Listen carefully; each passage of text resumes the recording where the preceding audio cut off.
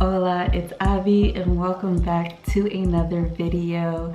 Just wanted to let you guys know today that stress does not cause infertility. Infertility causes stress.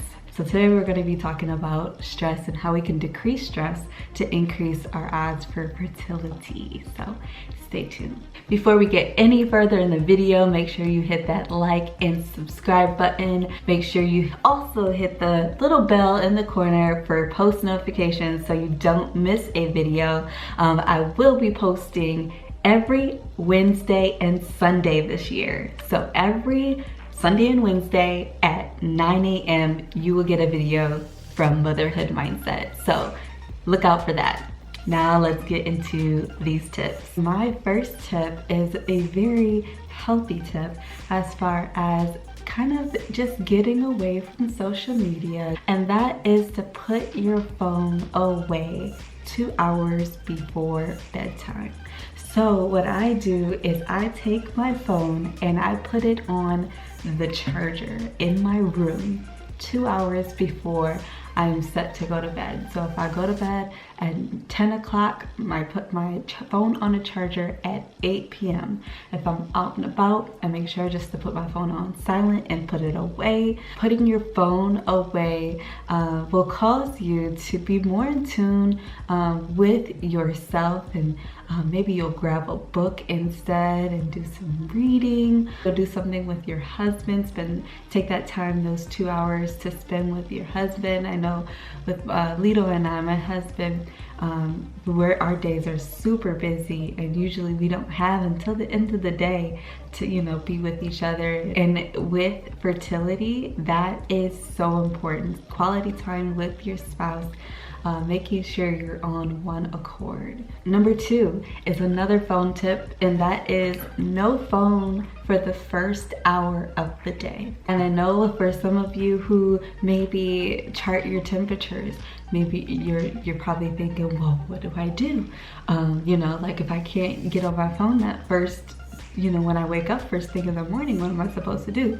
Well, you can leave a notepad on your side table, your night table, with a pen, and you can write it down. You can write down your temperature that way. I keep a notepad on my desk, and it actually has video ideas, because sometimes random video ideas will come to me, like this one. So you can write down your temperature on a piece of paper, because when I was temping, it's hard. When you'd wake up, you'd put that thermometer in your mouth, and you try not to go back to sleep until it beeped, and then you'd have to look at it.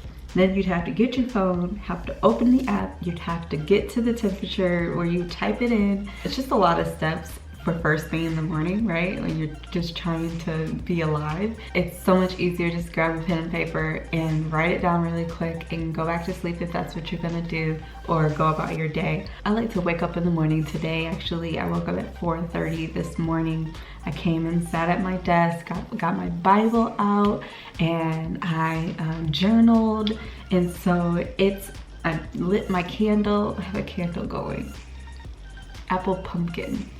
It's not fall. I like to kind of set the mood for the day, right? And just not be on my phone, because as soon as I get on my phone, and I'm sure, let me know in the comments if you do this as well, you're getting on Instagram, you're getting on Facebook, you're checking emails, like none of that requires your attention right now. You require your attention. Put the phones down. 1 hour. Once that 1 hour is up, once you've been up for an hour, maybe you need to do your hair, get yourself together. Maybe that's your self time, your me time. For me, it's journaling and reading my Bible. But get yourself together and then go to your phone. Number 3 is create a morning routine. So going back to that first thing in the morning. What do you do first thing in the morning? How are you setting yourself up for the day? Create a morning routine. Like I said, I like to wake up early, and when I do wake up early, I get so much done. I do go to work at 8:30, so I wake up at 4:30. It gives me 4 hours to work on my business, read my Bible, to read any books that I'm currently reading, and to film videos. For me, I'm most productive in the morning. But just create a morning routine, even if you just wake up an hour earlier, just to give yourself some me time, give yourself some self-care, right? To decrease that stress. We have to be taking care of ourselves. I found that when I am not taking care of myself, I am more inclined to be stressed out. And you know what? I'm too blessed to be stressed, y'all. My 4th tip is read 1 chapter every day. And that might be 1 chapter in your Bible, 1 chapter in a book that you're currently reading for fun.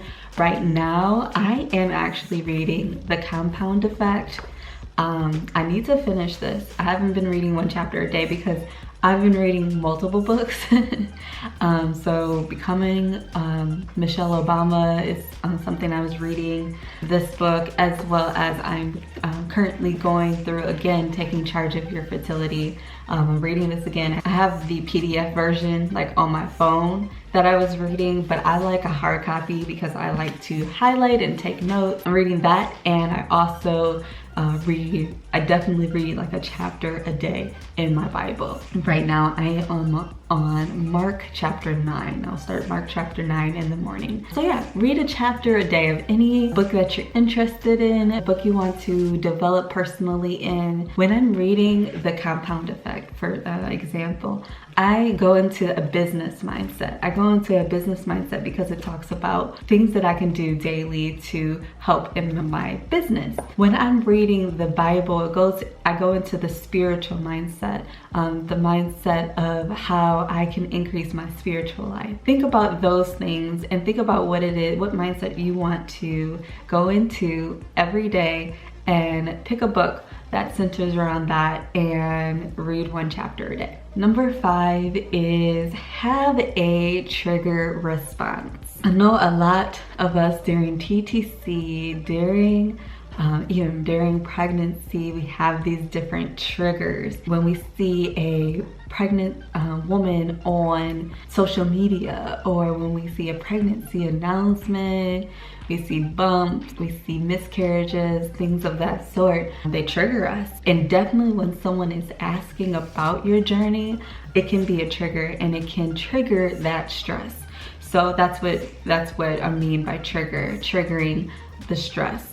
So have a trigger response. For me, before Lito and I conceived, people would ask, well, when are you gonna have a baby? When are you gonna have baby number 2? I know you just had a miscarriage, but are you gonna try again? The different things that people ask that trigger you into a stressful situation in your mindset. The way that you can counteract that is having a trigger response. For me, my trigger response was, well, that's not up to me, it's up to God, waiting on God's timing, right? We're trying right now. We would love your prayers during this time. Develop a response for those situations. And I actually do have a blog post on my blog, on my website, in regards to trigger responses. So you can go check that out. I'll put the link in the description below. But yeah, that was 5 things that you can do to help decrease your stress and increase a more fertile mind. I actually have a Fertile Faith group, and we start next week. We start on Sunday. We're gonna do video sessions, and we're gonna dive deeper into our faith and dive deeper into our TTC journeys. I'm just so excited. I'm so excited to get started with these ladies, and I would have loved it if you join us. So if you want to join us, go to the link in the description below, Fertile Faith Sisterhood, and we would love to have you in our group as well. So I will talk to you guys in another video. Make sure you like and subscribe and hit that bell for post notifications to keep you updated on all the videos I post. So I will talk to you guys later. Bye.